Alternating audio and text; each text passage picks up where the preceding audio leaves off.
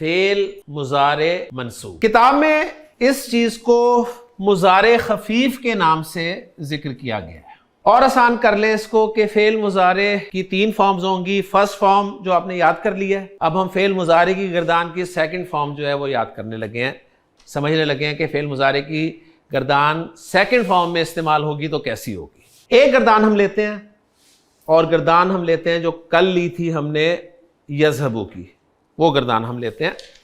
یذهبو کی گردان کو ہم 3 روز میں تقسیم کرتے ہیں۔ پہلی رو میں وہ سیغے رکھیں گے، 5 سیغے ہیں ایک ہی طرز کے۔ کون سے؟ یذهبو، 2 دفعہ تذهبو، 2 لکھ دیتا ہوں، اذهبو، نذهبو۔ تو یہ مرفوع فارم میں ہے، اگر مرفوع مشکل لگ رہا ہو تو پہلی فارم۔ دوسری رو میں وہ سیغے رکھوں گا جن کے آخر میں ہمیں آنی، اونا اور اینا کی آوازیں سنائی دیں گی۔ یذهبانی اور 3 دفعہ تذهبانی، یہ آنی والے ہو گئے، 4 سیغے آنی والے ہو گئے۔ اونا والے کتنے ہیں؟ 2۔ یذهبونا، تذهبونا۔ اینا والے کتنے ہیں؟ ایک ہی ہے، تذهبینا۔ لیں جی، دوسری رو میں نے وہ سیغے لکھ لیے جن کے آخر میں ہمیں آنی، اونا اور اینا کی آوازیں آ رہی تھی۔ تیسری رو میں وہ سیغے لکھوں گا جو باقی بچیں گے۔ کتنے بچ رہے ہیں باقی؟ 2 بچتے ہیں، جمع مؤنث کے 2 ہیں، وہ یذهبنا اور تذهبنا۔ لیں جی، فعل مضارع یذهبو کی گردان کو میں نے 3 قسم کے سیغوں میں تقسیم کر دیا، اور یذهبو کی جو گردان اس وقت آپ بورڈ پہ لکھی ہوئی دیکھ رہے ہیں 3 روز میں، یہ سارے کے سارے مرفوع سیغے ہیں، یعنی فرسٹ فارم ہے ان کی۔ اب میں ان کی سیکنڈ فارم بنانے لگا ہوں جو کہ مضارع منصوب کہلائے گی۔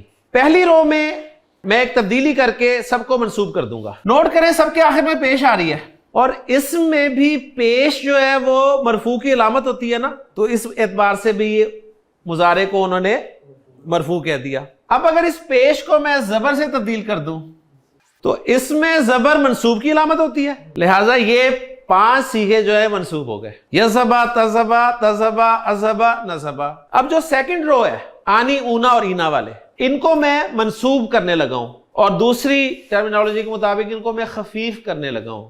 خفیف مین ہلکا۔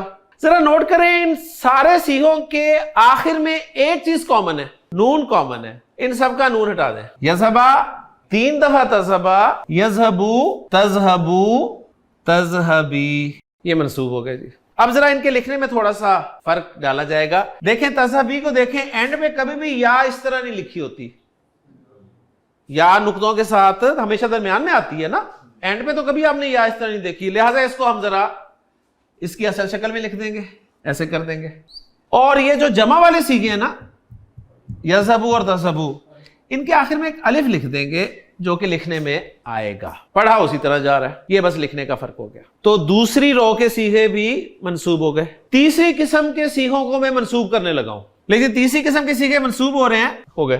یہ سیغے وہ ہیں جو جمع مؤنث کے سیغے ہیں۔ جمع مؤنث ہمیشہ مرفوع رہتی ہیں، آپ کو پتہ ہے۔ وہ کہیں گے ٹھیک ہے ہم منصوب ہو جائیں گے لیکن شکل نہیں بدلیں گے اپنی، تو انہوں نے کہا چلو ہو تو جاؤ، شکل نہ بدلو۔ تو انہوں نے کہا ٹھیک ہے جی ہم منصوب ہو گئے لیکن شکل نہیں بدلیں گے۔ تو گویا جمع مؤنث کے 2 سیغے جو ہیں منصوب بھی ویسے کے ویسے ہی رہیں گے۔ تو گویا اب جو فعل مضارع کی گردان آپ کے سامنے لکھی ہوئی نظر آ رہی ہے، یہ ساری فعل مضارع منصوب کی گردان ہے، یعنی فعل مضارع کی گردان کی سیکنڈ فارم۔ کسی بھی فعل مضارع کی گردان کو آپ اس پیٹرن پر رکھ کر منصوب کر سکتے ہیں۔